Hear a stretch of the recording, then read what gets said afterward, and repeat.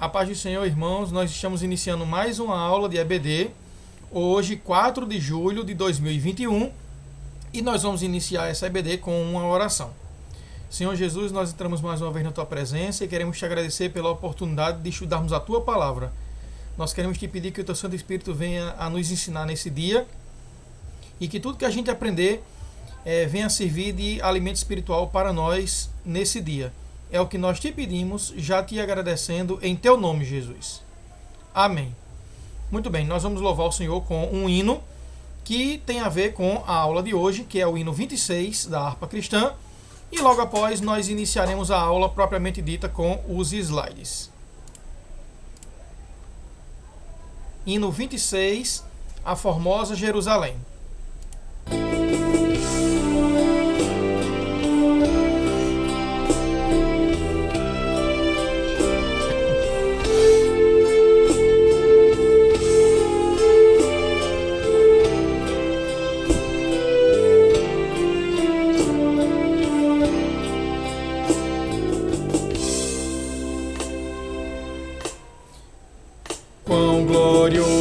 Cristão é pensares na cidade que não tem igual, onde os muros são de puro jaspe e as ruas de ouro e cristal.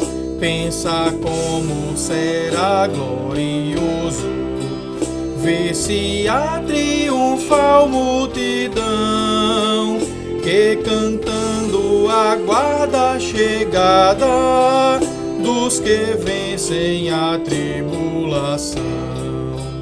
Pensa como será glorioso ver o rio da vida e luz, cujas margens juncadas de lírios são a glória de nosso Jesus. Haverá lá perpétua aurora, pois Deus mesmo alumiará, e o Cordeiro com sua esposa noite e dia resplandecerá. Pensa na celestial melodia, que a terra encherá de bel lar, e das harpas a doce harmonia. Ao passar o Jordão se ouvirá, mesmo em dores que levam à morte. Sê constante, não voltes atrás, tua herança, tua eterna sorte é Jesus o fiel, o verás. Se é glorioso pensar nas grandezas, nos prazeres que acodem aqui, qual será desfrutar as riquezas que esperam os salvos ali. Os encantos do mundo não podem ofuscar essa glória de além. Não almejas viver, ó amigo, nessa formosa Jerusalém.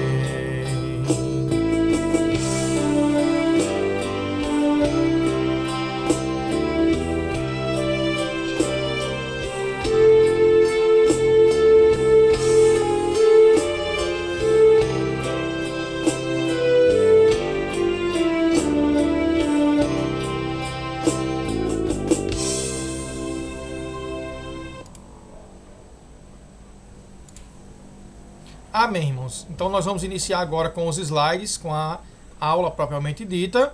Como eu já disse, hoje é 4 de julho de 2021 e nós estamos iniciando mais uma EBD. Nós estamos estudando sobre escatologia bíblica, que são as profecias, né, dos últimos dias. E nós vamos ver hoje a lição 10. Qual o assunto da lição 10? Nós vamos estudar sobre o milênio, que é para os professores que ensinam escatologia, provavelmente, eu estou dando minha opinião, o assunto mais complicado de se falar nos estudos de escatologia. Que tópicos a gente já estudou, né? Tá aí aparecendo na tela, em cor de uva, o assunto de hoje. O princípio das dores, o arrebatamento da igreja, a grande tribulação, as bodas do cordeiro, a segunda vinda de Cristo, o Armagedon, tudo isso a gente já estudou. A gente vai ver hoje o milênio e nas próximas 2 lições, que serão as 2 últimas em relação a esse assunto, nós vamos estudar o grande julgamento, né, do trono branco, que é o grande dia do Senhor, e a lição 12, a última lição, a vida e a morte eterna. A lição 10, que fala sobre o milênio, está dividido em introdução, nós vamos ver o que é. No tópico 1, nós vamos ver as 4 correntes que falam sobre o milênio, né? Entre os cristãos, existem esses 4 pensamentos. No tópico 2, nós vamos ver o pensamento que nós defendemos, que é o dispensacionalismo, né? Esse dispensacionalismo é uma das 4 correntes a que a gente acredita. Depois, no tópico 3, a gente vai ver as ressurreições. No tópico 4, como será o governo de Jesus durante esse milênio. E quando o milênio acabar, vai acontecer uma guerra, que é a guerra final. Essa guerra depois do milênio não é o Armagedon. O Armagedon é antes do milênio, onde Jesus toma o poder do anticristo e do falso profeta. Então o Armagedon é antes do milênio, e essa guerra final, chamada de Gog e Magog, será depois do milênio. Falando nesse tópico 3, as ressurreições, nós vimos que na Bíblia várias pessoas ressuscitaram, como por exemplo Lázaro, irmão de Marta e Maria, que já estava morto há 4 dias.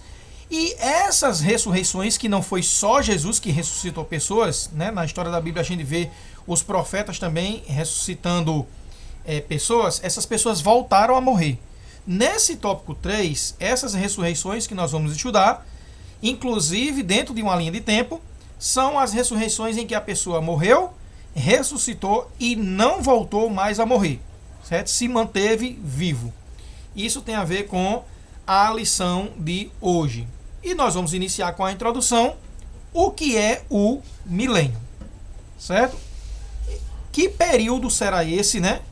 Depois da grande tribulação, depois da vinda de Jesus, quando ele derrota o anticristo, o falso profeta, amarra Satanás, né? Prende Satanás no abismo, que quem faz isso é um anjo, e tem o julgamento das nações. Jesus vai se sentar, né? Julgar as nações, e depois disso ele governa durante um período que é o que a gente vai estudar hoje. O que é o milênio? Apocalipse 20, capítulo 6, descreve, né, tem uma descrição desse período.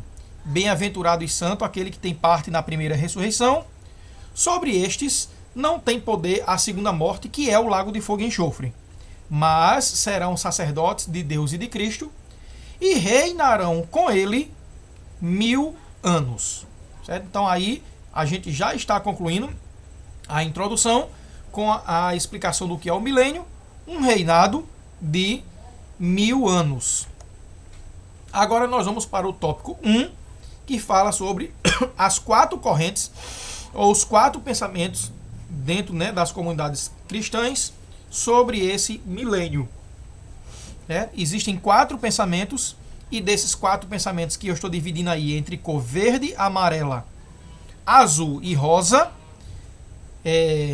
o que as igrejas pentecostais defendem é exatamente essa última posição, que é a rosa. Eu vou expandir essa imagem para ficar melhor de ver, né? Então nós temos aí a primeira corrente que fala sobre esse milênio, que é o amilenismo. A segunda corrente, que é exatamente essa parte amarela, que é o pós-milenismo. A terceira corrente, que é a azul, pré-milenismo pós-tribulação. E a quarta corrente, que é a corrente que eu acredito, o pré-milenismo dispensacional pós-tribulação. Parece ser difícil de entender, irmãos, essas 4 correntes, mas não é não. A primeira, que é a verde, o amilenismo, ela não acredita que vai acontecer um período de 1000 anos mesmo contando com o tempo da Terra, né? O que nós chamamos de um ano, que são 365 dias, multiplicado por 1000, certo? O amilenismo não acredita nisso. Eles acreditam que esse milênio é simbólico e que, assim como para Deus um dia é como 1000 anos e 1000 anos é como um dia, da ressurreição de Jesus até o dia da segunda vinda dele, né? Esse período é que eles chamam simbolicamente de um milênio. Quer dizer, esses 2000 anos que nós estamos vivendo aqui já seria o milênio. Que o milênio literal de 1000 anos, como a gente entende na nossa cronologia, né? No nosso tempo, não iria existir. Quer dizer que nós já estamos vivendo o milênio, dure quanto tempo durar até a segunda vinda de Jesus. A segunda corrente, pós-milenismo, aqui eu acho mais estranha, pensa o seguinte, que depois da ressurreição de Jesus, ele ordenou, né? Ide por todo mundo e pregai o evangelho a toda criatura. Se essa ordem foi dada, significa dizer que as pessoas não conheciam as novas do evangelho. Então, as pessoas que foram ordenadas, né, nós, vamos pregar o evangelho e num certo momento o mundo vai ser convencido de que pecado é pecado. Eu vou criar um exemplo aqui agora. Os pedófilos que, né, molestam sexualmente as crianças, num certo período eles vão entender, rapaz, eu estou errado em estar fazendo isso, aí ele vai parar de fazer isso, e aí começa um momento de prosperidade, as pessoas sendo convencidas, provavelmente pelo Espírito Santo, de que pecado é pecado, elas param de pecar, e aí começa um milênio, literal, de 1000 anos, onde as pessoas são convencidas, e no final é que acontece a segunda vinda de Jesus. Das 4 correntes, essa é a que eu acho mais estranha, porque o ser humano não tem essa tendência de melhorar, tem a tendência apenas de piorar. Quer dizer que, sem Jesus vir, as pessoas se convenceriam de que estavam pecando e parariam de pecar. Quando a Bíblia diz que a segunda vinda de Jesus seria como Sodoma e Gomorra, no período de Sodoma e Gomorra, onde o pecado estaria no máximo. Quer dizer, os pós-milenistas acreditam que as pessoas vão se convencer do pecado, parar ou diminuir o pecado, para viver um milênio de paz, um milênio literal na Terra, e Jesus só viria no final. Como é que Jesus governaria esse milênio, se ele é o regente do milênio? Então, para mim, essa 2 está descartada, e também o amilenismo, que não crê em 1000 anos literal, que de Jesus até a segunda vinda, isso é chamado de milênio. As 2 correntes, que estão aí em azul e em rosa, acreditam no milênio literal, onde Jesus vai governar, começando com a sua segunda vinda e o julgamento das nações. Qual é a diferença da azul e da rosa? A azul é o que pensa os pós-tribulacionistas, onde da subida de Jesus aos céus, a ascensão, né? Ele morreu, ressuscitou e foi aos céus. Até a sua segunda vinda, não acontece arrebatamento da igreja. Então a igreja passa pela grande tribulação. Depois da grande tribulação, Jesus vem nos céus com poder e grande glória, e aí é que acontece juntos o que os pré-tribulacionistas chamam de arrebatamento da igreja e segunda vinda, tudo junto. A restauração de Israel e a restauração da igreja acontece tudo junto. E depois disso acontece o milênio, e depois de 1000 anos o juízo final. Bom, eu acredito nessa 4ª corrente, que é o pré-milenismo dispensacional, que acredita que Jesus morreu, ressuscitou e foi aos céus, deixou o ide dele, ide por todo mundo e pregar o evangelho a toda criatura. E aí, quando o princípio das dores estiver para concluir, para começar a grande tribulação, o arrebatamento da igreja acontece antes da grande tribulação, tem 7 anos da grande tribulação, a segunda vinda de Jesus nos ares acontece depois da tribulação, tendo o arrebatamento acontecido 7 anos antes, e aí, com essa segunda vinda de Jesus vindo com a igreja, é que ele começa o milênio, e depois do milênio o juízo final. Essa é o pré-milenismo dispensacional. Nós vamos ver agora o tópico 2, o dispensacionalismo, que foi essa linha rosa, sendo que agora a gente vai ver numa linha de tempo. Então vamos para o tópico 2, essa linha de tempo, né? Que mostra que a bolinha número 1 aí é o princípio das dores, né? Aquela lista de coisas ruins que Jesus diz em Mateus 24. A bolinha 2 é o arrebatamento da igreja. O número 3 aí é a grande tribulação acontecendo na terra. O 4 é as bodas do Cordeiro acontecendo no céu, exatamente no mesmo período que a grande tribulação. E aí essa bola 5 seria a vinda de Jesus, onde acontece o Armagedon. Olhe que o Armagedon é uma guerra que vai acontecer antes do milênio. E o que é o Armagedon? Jesus derrotando o anticristo, o falso profeta e jogando os dois no lago de fogo e enxofre. E aí esse evento 6 é exatamente um anjo vindo com a chave do abismo e prendendo Satanás no abismo. Provavelmente todos os demônios estarão neutralizados e não poderão mais atuar. E aí acontece o julgamento das nações com a prisão de Satanás. E aí é que começa o evento 7, que é o que nesta aula eu estou chamando de o milênio, onde Jesus vai governar aqui na Terra. Essa sequência é a sequência dispensacionalista. As outras 3 correntes não creem dessa forma. E agora nós vamos ver, dentro do dispensacionalismo, essa linha do tempo que a gente acabou de ver, os versículos que mostram isso. Ainda no tópico 2. Apocalipse 19, o versículo 20, que é o penúltimo versículo, esse capítulo 19 tem 21 versículos. Então esse aí é o 20. Note, eu deixei a passagem bíblica de vermelho para os irmãos verem que nós estamos no capítulo 19. Mostra exatamente o fim da grande tribulação, que diz o seguinte: e a besta foi presa, e com ela o falso profeta, que diante dela fizeram os sinais, com quem enganou os que receberam o sinal da besta. Sinal da besta é algo dentro da grande tribulação. E adoraram a sua imagem. Esses dois, o anticristo e o falso profeta, foram lançados vivos no lago de fogo que arde com enxofre. Então, irmãos, essa descrição da derrota do anticristo e do falso profeta acontece na segunda vinda de Cristo, depois da grande tribulação. Esse versículo, Apocalipse 19, versículo 20, é a conclusão da grande tribulação. Agora, nós vamos para o início do capítulo 20.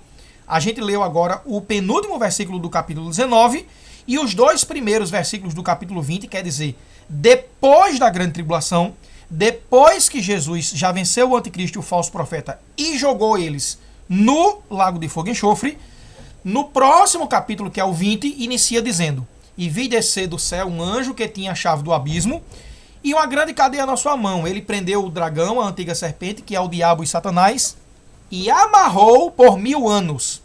Certo? Então, que fique registrado que no final do capítulo 19 é o final da grande tribulação, acontecendo o Armagedon e a derrota do anticristo e do falso profeta. No capítulo 20, que é o próximo capítulo, é que Satanás é amarrado por um período de 1000 anos. E aí Jesus julga as nações, senta no trono, né? Julga as nações, a gente viu isso na aula anterior. E aí a ação de Satanás e dos demônios de levar as pessoas a serem tentadas e a querer pecar e a concordar com o pecado será neutralizada. Certo? Lembrando que o homem tem uma natureza maléfica, onde, mesmo sem Satanás induzi-lo, ele ainda tem condição de pecar. Ele tem condição de fazer coisas erradas sem Satanás estar induzindo. É claro que Satanás, ele chegando com a proposta, ou os demônios com a tentação, multiplica e potencializa essa vontade de pecar. Mas o homem continua sendo pecador mesmo sem a ação dos demônios. Então, na sequência que a gente viu, Jesus vem na segunda vinda dele e neutraliza, jogando no lago de fogo e enxofre, o anticristo e o falso profeta, e prende por 1000 anos Satanás, como a gente acabou de ler em Apocalipse 20, versículos 1 e 2. E agora, ainda no capítulo 20, saindo dos versículos 1 e 2 e indo para o 6, a gente já viu no versículo 1 e 2 que Satanás é amarrado por 1000 anos, e olha agora no versículo 6. Bem-aventurado e santo aquele que tem parte na primeira ressurreição. Sobre estes não tem poder a segunda morte, mas serão sacerdotes de Deus e de Cristo, e reinarão com ele 1000 anos. Está aí a descrição do milênio. Então eu não concordo com o amilenismo, porque esses 1000 anos é depois da prisão de Satanás, e Satanás não está preso. É depois do Armagedon, o Armagedon não aconteceu. É depois que o anticristo, que nem assumiu ainda, pelo menos na data dessa aula que eu estou dando aqui, ele não assumiu ainda. Quer dizer, ele vai reinar aqui na Terra por 1000 anos, o falso profeta vai vir. Essas coisas não aconteceram. E o texto deixa bem claro que os 1000 anos, Jesus vai reinar depois que esses eventos acontecerem. Quando a grande tribulação acabar e houver a prisão de Satanás e a derrota do anticristo e do falso profeta. Então, esses 1000 anos literais acontecerão depois dessa sequência de eventos. Então, do evento 6 para trás, princípio do arrebatamento da igreja, grande tribulação e vinda de Jesus, prisão de Satanás e Armagedon, tudo isso são eventos anteriores a esse período de 1000 anos. Agora a gente vai ver as ressurreições, certo? Que é o tópico 3. Como eu já citei nessa aula de hoje, várias pessoas foram ressuscitadas, mas voltaram a morrer. A gente vai ver agora uma relação de 5 ressurreições, onde quem é ressuscitado não volta mais a morrer. E depois que a gente vê essa lista, a gente vai localizar isso numa linha de tempo, certo? A ressurreição que eu estou chamando aí de número 1 é a ressurreição de Jesus.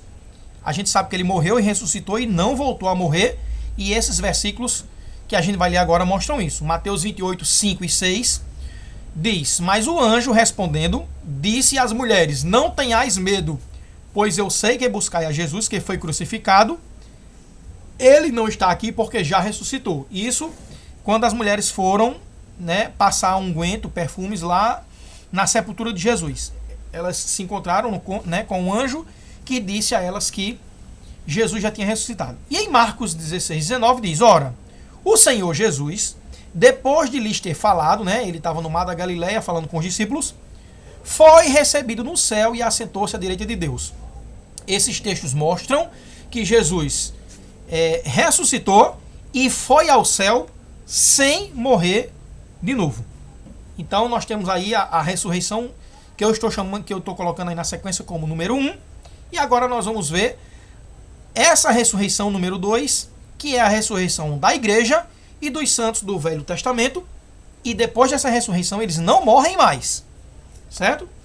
1 Tessalonicenses 4,16 diz: Porque o mesmo Senhor descerá do céu com alarido e com voz de arcanjo e com a trombeta de Deus. E os que morreram em Cristo, quer dizer, os que morreram acreditando em Cristo, ressuscitarão primeiro. A continuação do texto diz, e nós, os que ficarmos vivos, seremos transformados. Mas o que importa aqui é que essa ressurreição, que vai acontecer na ocasião do arrebatamento da igreja, essas pessoas recebem um corpo glorioso, e os que ficarem vivos também serão transformados. E esses que ressuscitarem não morrem mais. Essa é a ressurreição que eu estou chamando de número 2 aí. A igreja ressuscita e não morre mais. Agora vamos ver a ressurreição aí que eu estou colocando como 3. As duas testemunhas, e esse GT significa grande tribulação. A Bíblia diz que durante o período da grande tribulação, quer dizer, a igreja já está com Jesus nas bodas do Cordeiro, duas testemunhas vão pregar durante 1260 dias, que é exatamente os 3 primeiros anos e meio da grande tribulação, enquanto o anticristo está se organizando, se articulando, e está fazendo os acordos dele, preparando o governo dele e fazendo acordo de paz com Israel, onde o templo vai ser reconstruído e os sacrifícios vão voltar a acontecer, E aí essas duas testemunhas vão pregar nessa primeira parte da grande tribulação. Elas serão mortas pelo anticristo. E depois de um período, elas vão ressuscitar e serem levadas aos céus, onde não voltarão a morrer. E aí o texto de Apocalipse 11, 3 diz: E darei poder às minhas duas testemunhas, e profetizarão por 1260 dias vestidas de saco. Quer dizer, se humilhando. Elas pregarão dentro da grande tribulação, se sentindo ou se humilhando. Porque vestido de saco, significa humilhação. E aí Apocalipse 11, 7 diz: E quando acabarem o seu testemunho, a besta que sobe do abismo, que é o anticristo, lhes fará guerra e os vencerá e os matará. Então, no meio da grande tribulação, o anticristo mata essas duas testemunhas. Apocalipse 11:11 diz: e depois daqueles 3 dias e meio, o Espírito de vida vindo de Deus entrou neles e puseram-se sobre seus pés. Aí mostra que as 2 testemunhas dentro da grande tribulação vão ressuscitar. E Apocalipse 11:12 diz: e ouviram a grande voz do céu que lhes dizia: subi para aqui. E subiram ao céu em uma nuvem e os seus inimigos os viram. Então essas 2 testemunhas que pregarão dentro do período da grande tribulação vão ressuscitar e não vão morrer mais. Certo? É outra ressurreição onde, né, quem foi ressuscitado não volta a morrer. E aí tem a ressurreição número 4, que são os mortos da grande tribulação. Exatamente, né, Israel convertida, a restauração de Israel, o renovo de Davi, e também aquelas pessoas que as virgens imprudentes que ficaram, né, que não subiram no arrebatamento, e que vão ver que o arrebatamento realmente foi o cumprimento da promessa, né? E eles perceberam que estavam brincando de ser crente nesse período da graça que nós estamos. E aí eles não negarão Jesus e serão mortos, como a Bíblia chama de degolados, né, durante a grande tribulação, juntamente com o pessoal de Israel. E aí João viu aquela grande multidão, né, de vestes brancas com folha de palmeiras em suas mãos e perguntou: quem são esses? De onde vieram? E aí quem estava com João disse: esses são os que vieram da grande tribulação e lavaram as suas vestes no sangue do Cordeiro e estão exigindo entrar na cidade pelas portas. Quer dizer que na vinda do Senhor, esses mortos durante a grande tribulação também terão direito ao corpo glorioso e ressuscitarão, né? Os israelitas fiéis. Apocalipse 24 diz: e vi tronos, e assentaram-se sobre eles, e vi as almas daqueles que foram degolados pelo testemunho de Jesus e pela palavra de Deus, e que não adoraram a besta, nem a sua imagem, e não receberam o sinal em suas testas, nem em suas mãos. Até aí, irmãos, não é o mesmo grupo do arrebatamento, né? E os que morreram em Cristo ressuscitarão primeiro. Nós, os que ficarmos vivos, seremos transformados a encontrar o Senhor nos ares. Esses aí a gente está vendo que, de forma bem clara, não adoraram a besta durante a grande tribulação e morreram sem negar a Jesus. Aí o versículo continua: e viveram, quer dizer, eles não foram mortos, degolados pelo testemunho de Jesus, por não aceitar a imagem da besta, nem o sinal. Então eles foram mortos. E viveram e reinaram com Cristo durante 1000 anos. Quer dizer que na vinda de Jesus vai acontecer também uma ressurreição de quem morreu durante a grande tribulação. E essas pessoas entrarão no milênio e governarão com Jesus. Então, os mortos da grande tribulação ressuscitam. E qual é a última dessas ressurreições? Exatamente a ressurreição dos ímpios depois do milênio, que serão levados ao trono branco, ao julgamento do Senhor, né? Os ímpios vão ressuscitar? Vão. Não com o corpo glorioso que os cristãos vão ter, né? Que os crentes vão ter, os salvos. Mas eles ressuscitarão, e Apocalipse 24 e 5 mostra isso, né? E vi as almas daqueles que foram degolados pelo testemunho de Jesus e viveram e reinaram com Cristo durante 1000 anos. Mas os outros mortos não reviveram. Quer dizer, os outros mortos não ressuscitaram até que os 1000 anos se acabaram.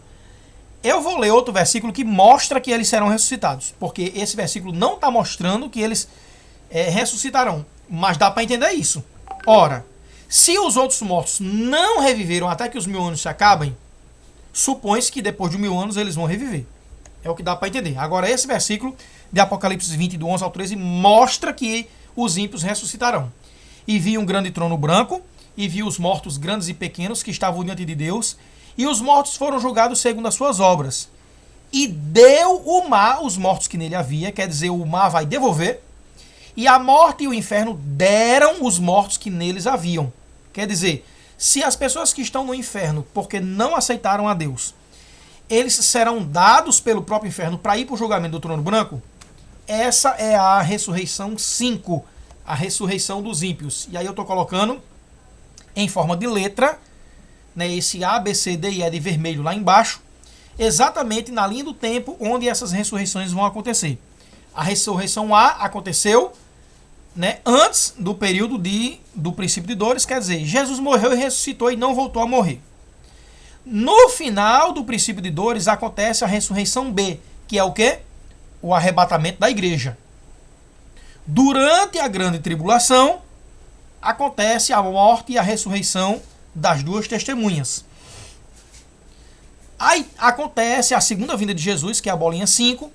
Ele derrota o anticristo, o falso profeta, e prende Satanás, que é o evento 6. Aí acontece, né, a ressurreição daqueles que morreram durante a grande tribulação, porque o milênio vai começar, que é o que a gente está estudando nessa lição.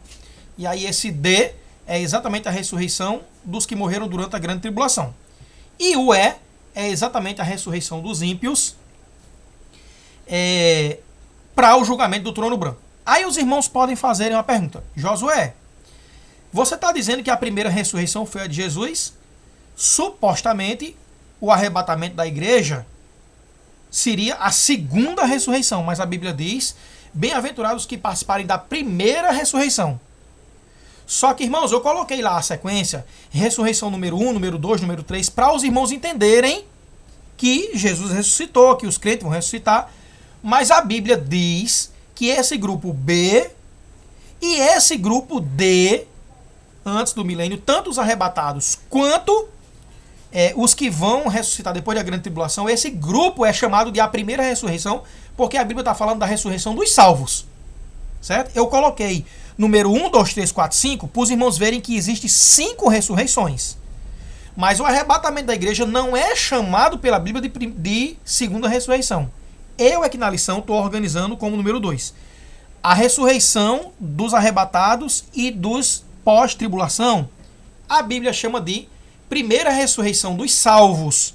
Bem-aventurado aqueles que ressuscitam na primeira ressurreição, porque sobre eles não há o dano da segunda morte. Eu quero deixar isso bem claro, que eu organizei 1, 2, 3, 4, 5 para ter uma sequência aqui. Mas a primeira ressurreição que a Bíblia chama é a B e a D, mesmo a gente sabendo que a primeira ressurreição foi a de Jesus. Então nós vamos entrar agora no tópico 4. Depois que Jesus venceu o anticristo, o falso profeta, e amarrar Satanás por 1000 anos, e julgar as nações, como é que vai ser o governo dele aqui? Né? Tópico 4. O governo de Jesus durante esses 1000 anos que ele vai estar aqui com a igreja. Né? Ele vem com a igreja na segunda vinda dele, ressuscita os que morreram durante a grande tribulação, e aí julga as nações e começa o milênio. E como é que vai ser esse milênio? Número 1. Será um reino de justiça. Jeremias 23:5 disse isso. Eis que vem dias, diz o Senhor, e esse Senhor é Deus Pai, o Senhor dos Exércitos, em que levantarei a Davi um renovo justo, e sendo rei, reinará e agirá sabiamente e praticará o juízo e a justiça na terra. Lembrando que na primeira vinda de Jesus, ele veio aqui humilde e veio como o Cordeiro de Deus para se sacrificar pelo pecado. Quando é que Jesus vem como Rei dos Reis e Senhor dos Senhores? Na segunda vinda dele. Então, essa parte aí, e sendo rei, reinará e agirá sabiamente e praticará o juízo e a justiça na terra, está falando exatamente do milênio. Então, durante esses 1000 anos, será um reino de justiça. 2, será um período de paz. Ora, se o príncipe da paz vai derrotar o anticristo, o falso profeta, e amarrar Satanás, o príncipe de paz terá um reinado de paz. Miqueias 4:3 diz: e julgará entre muitos povos e castigará nações poderosas e longínquas, e converterão as suas espadas em paz e as suas lanças em foices. Uma nação não levantará a espada contra outra nação, nem aprenderão mais a guerra. Como eles vão aprender a guerra se Satanás vai estar amarrado? E Jesus vai julgar nações poderosas e longínquas, quer dizer, reinados que duraram muito tempo. A gente sabe aí que teve o reinado de Roma, o reinado da Grécia, o reinado dos países poderosos hoje em dia, né? Durante toda a história, os reinados foram longínquos, mas Jesus vai julgar e vai reinar sobre essas nações e não haverá guerra, portanto será um período de paz. 3. Como é que vai ser o reinado de Jesus aqui na Terra durante 1000 anos? Haverá harmonia na criação. A gente sabe que antes do pecado original de Adão, a criação estava sujeita a Adão, né? Obedecia a Adão e era uma criação mansa. Depois do pecado, tanto o homem quanto a criação foram deterioradas. E aí o que acontece? Essa criação será restaurada. Vamos ler Romanos 8, do 18 ao 21, que diz: porque para mim tenho por certo que as aflições desse tempo presente, quer dizer, o mundo de pecado em que nós estamos inseridos hoje, não são para comparar com a glória em que nos há de ser revelada. Essa glória vai acontecer depois da segunda vinda de Jesus, tanto no milênio quanto na vida eterna, né? Porque a criação ficou sujeita à vaidade, não por sua vontade, mas por causa do que a sujeitou. Quer dizer, o homem agora está deteriorando a criação. E a criação está na esperança de que também a mesma criatura será libertada da servidão da corrupção. Quer dizer, a criação todinha vai deixar de ser subordinada aos desejos humanos para a liberdade da glória dos filhos de Deus. Quando é que os filhos de Deus terão glória? No milênio. Então toda a criação será amansada e haverá harmonia com a criação. Isaías 11, 7 e 8 diz que a vaca e o urso pastarão juntas, quer dizer, não haverá mais carnívoros, essa cadeia alimentar de um animal matando o outro não existirá, seus filhos se deitarão juntos, e o leão comerá palha como boi, quer dizer, o leão vai ser herbívoro, e brincará a criança de peito sobre a toca da áspide, que é uma serpente perigosíssima, e a desmamada, quer dizer, aquela criancinha que está começando a crescer, colocará a sua mão na cova do basilisco. Aí vem a pergunta: que criança é essa? Se na época do milênio os crentes já vão ter recebido o corpo glorioso. Quer dizer, um corpo padrão, um corpo assexuado, onde quem tem um corpo glorioso não faz mais sexo porque não se darão mais em casamento. Então vai ter crianças durante o milênio, a gente vai ver isso já já. Mas as crianças da época não correrão risco porque haverá harmonia na criação. 4. Além de paz, justiça, né? Como a gente acabou de ver, e harmonia na criação, o conhecimento de Deus haverá e será propagado. Nós sabemos que hoje em dia as pessoas estão rindo e zombando da Bíblia, dizendo que a Bíblia é mentira, que é um livro que deve ser reescrito, ultrapassado, quer dizer, o conhecimento de Deus está sendo desvalorizado. Aí Isaías 11, os versículos 9 e 10 diz: não se fará mal nem dano algum em todo o meu santo monte, porque a terra se encherá do conhecimento do Senhor, como as águas cobrem o mar. E acontecerá naquele dia que a raiz de Jessé, a qual estará posta por estandarte do povo, quer dizer que será colocada para reinar, será buscada pelos gentios, e o lugar do seu repouso será glorioso. Quer dizer que durante o milênio vai haver gentios e a raiz de Davi reinando. Quer dizer, vai ter pessoas com corpo glorioso e também vai ter pessoas gentios durante o milênio. É isso que a gente vai ver agora, sabendo que o conhecimento de Deus será proliferado e respeitado. As pessoas saberão e crerão que Deus é Deus. Vamos ver aqui, né, baseando-se nesse versículo que diz que a raiz de Jessé governará, será o estandarte para os gentios. Menino, e esses gentios? A gente vai ver agora os cidadãos do milênio. Quem é que vai estar vivendo aqui na terra durante esse milênio? É preciso raciocinar que durante a grande tribulação, a ira de Deus será derramada. Chagas malignas matarão 1/3 da população. Os rios serão deteriorados, né? 1/3 das árvores será queimada. A fome, a morte, todas as mazelas diminuirão a população de forma grande. Além dos mortos que o anticristo vai matar por não quererem adorar a ele. Quer dizer, a matança vai ser gigantesca e esse período será um período único na história de gente morrendo. Tanto os salvos morrerão, como também as pessoas que aceitarem o anticristo morrerão pelas pragas da ira de Deus. Certo? Então, quem morrer durante a grande tribulação salvo, ressuscita antes do milênio com o corpo glorioso. Quem morrer por causa da ira de Deus e das grandes pragas que cairão durante a grande tribulação, mesmo que elas tenham aceitado o sinal da besta, e mesmo que elas concordem com o anticristo, 1/3 parte da população vai morrer. pela ira de Deus. O que é que vai acontecer? Essas pessoas não salvas irão para o inferno e ficarão lá. Quando Jesus chegar, vai pegar a terra num caos. E a população vai estar reduzida. E aí, quem é que vai viver aqui no milênio? 2 grupos de pessoas. Os que vierem com Jesus estarão com o corpo glorioso. Aquele corpo que Jesus tinha e tem até hoje, né, depois da ressurreição dele, onde o pecado não atinge. Mas vai ter também pessoas mortais, aquelas que ficaram, né, que sobreviveram à grande tribulação, mas que não aceitaram Jesus, vão estar aqui. Quando Jesus assumiu o milênio, vai ter a cidade santa, que é onde os ressuscitados com o corpo glorioso vão estar vivendo lá durante 1000 anos e reinando. Mas fora dessa cidade, os gentios de forma mortal vão estar vivendo lá e vão continuar tendo filhos. O que é que vai acontecer nesse período, já que Satanás vai estar amarrado e a atuação dos demônios não vai acontecer? Esses que ficarem fora da cidade e que vão ter filhos e povoar a terra de novo, eles vão pecar? Vão, mas vão pecar de uma forma muito menor. Eles não vão ter influência satânica. Os demônios não vão estar influenciando. O pecado vai ser reduzido, o conhecimento de Deus vai crescer, os salvos vão estar regendo como sacerdotes e reis a partir de Jerusalém, e essas pessoas que estarão fora, e nós vamos ver versículos que comprovam o que eu estou dizendo aqui, elas vão, o pecado vai ser muito reduzido, porque o pecado delas se dará a partir da natureza humana e não da influência satânica.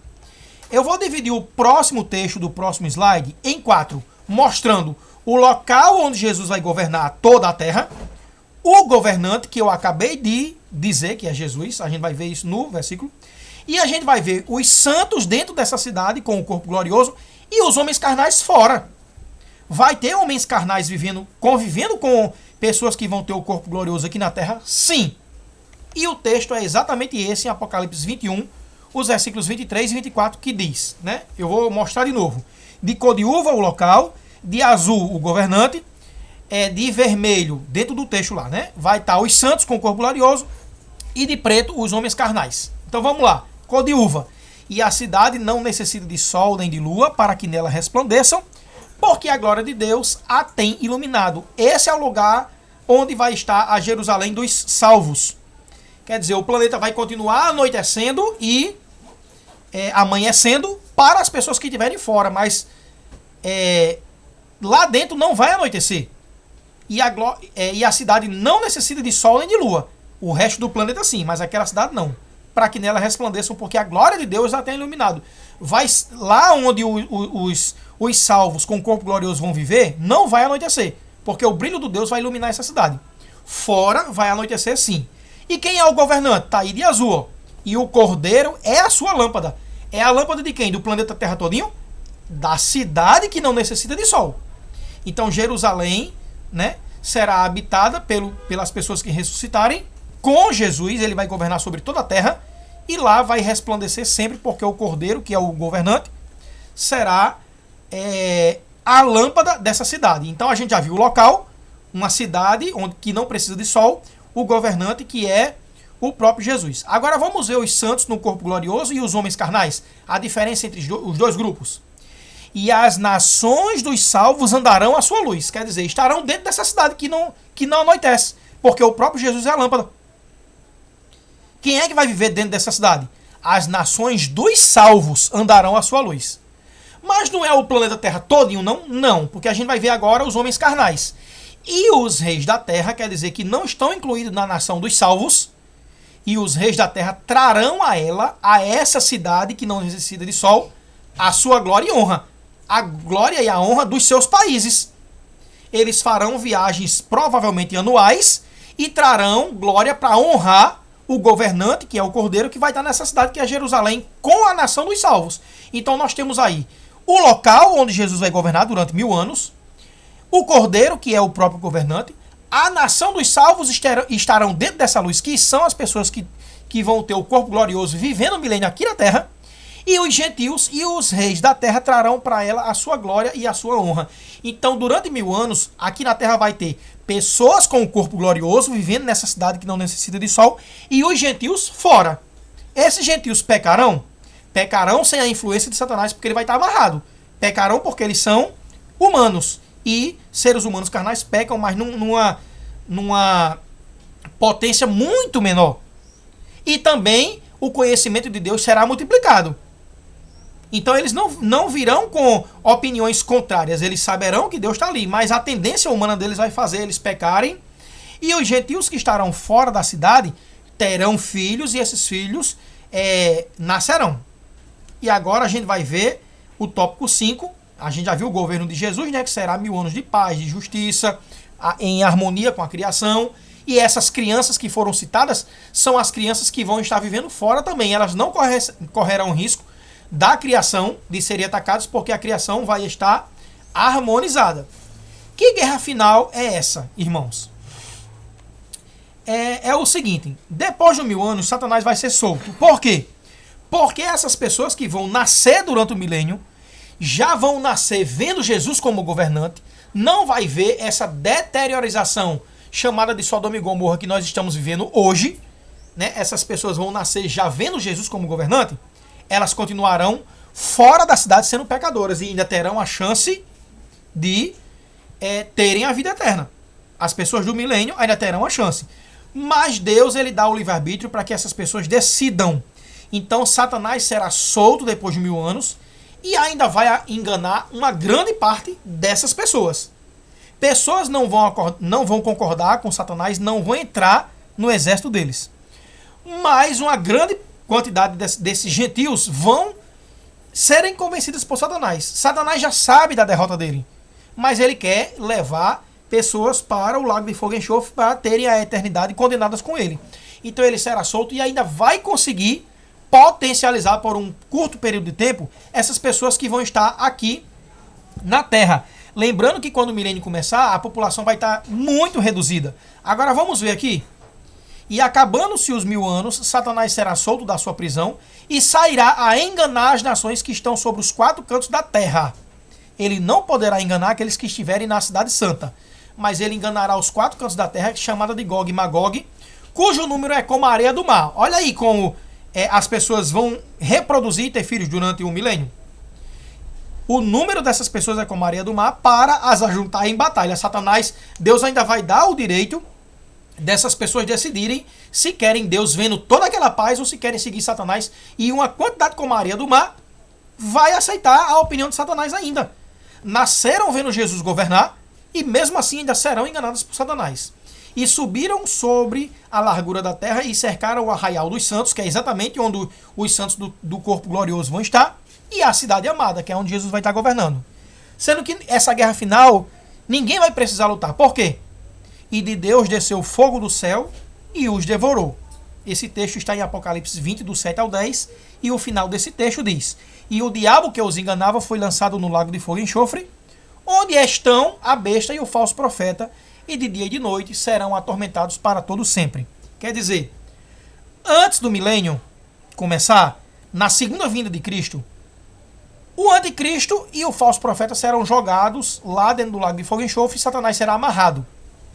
Durante esses 1000 anos, o lago de fogo e enxofre só terá o anticristo e o falso profeta. Depois dos 1000 anos, Satanás é solto, engana essas pessoas para que elas tenham a oportunidade de aceitar Deus por si só, pelo seu livre-arbítrio. Uma quantidade gigantesca como a areia do mar, mas que não é a totalidade da população, é enganada por Satanás e é derrotada por Deus. E aí Satanás tem o seu julgamento final depois do milênio e se junta ao lago de fogo e enxofre, né? Ele se junta com o anticristo e o falso profeta lá no lago de fogo e enxofre. E os que não aceitaram a Jesus, aí a gente vai ver isso na próxima aula, que é exatamente o julgamento do trono branco. Então essa guerra final, chamada de Gog e Magog, que não é o Armagedon é antes do milênio. Essa guerra final acontece depois do milênio, onde acontece a derrota de Satanás, a derrota final, certo? Onde ele é jogado no lago de fogo e enxofre. E aí nós vamos agora para a conclusão, que é exatamente esse quadro final que mostra, né, no ponto 6, Satanás sendo amarrado no abismo por um anjo. E aí começa o milênio, que é exatamente o evento 7, 1000 anos, Jesus aqui na terra, na cidade santa, na cidade amada, com os que estão com o corpo glorioso. Essa cidade não vai anoitecer, porque o próprio Jesus a iluminará. E os reis da terra, os presidentes da terra, trarão a ela a sua glória e estarão vivendo o milênio fora dessa cidade. No evento 8, é exatamente quando termina o milênio, Satanás é solto, engana essas pessoas que têm o direito de ainda aceitar Jesus, vendo Jesus governar durante 1000 anos. Né? A gente pode até pensar que é um absurdo essas pessoas serem enganadas por Satanás. Mas não é um absurdo, porque o ser humano tem a tendência de ser enganado por Satanás. Eu e você temos essa tendência. A gente aceitou Jesus e continua pecando.